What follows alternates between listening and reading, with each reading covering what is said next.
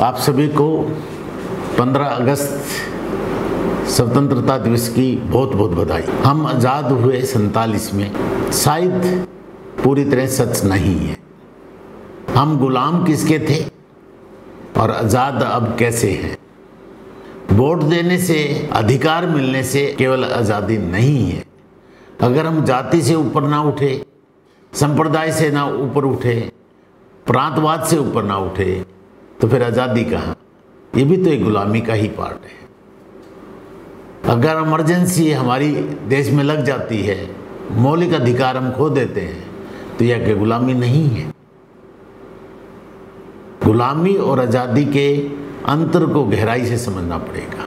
मुगलों के गुलाम हूँ, अंग्रेज़ों के गुलाम हूँ, या हम किसी और की सोच को अपनी सोच बनाकर चलने लग जाएं, किसी के पिछलग्गू बन जाएं, कहीं ना कहीं गुलामी ही कहलाएगी।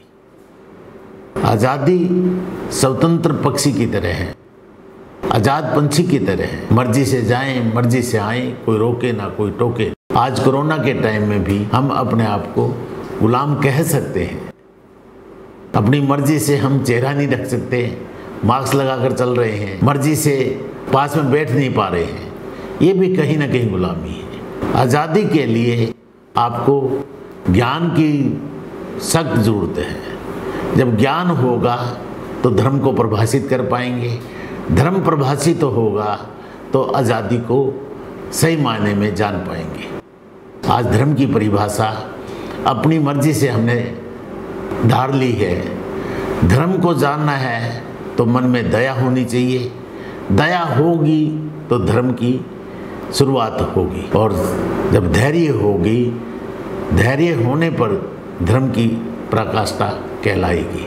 धैर्य के बिना धर्म नहीं होगा। ज्ञान के लिए हमें ध्यान लगाना होगा, ध्यान के द्वारा हम उस ज्ञान को प्राप्त करेंगे।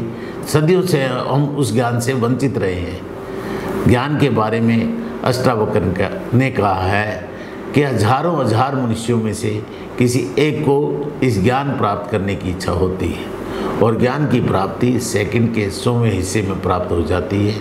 और उस ज्ञान को प्राप्त करने के बाद ही हम आज़ादी की एक नई परिभाषा लोगों को कह पाएंगे। ये परिभाषा ही दुनिया को बता पाएगी आज़ादी क्या होती है और गुलामी क्या। धन्यवाद। जय श्री राम।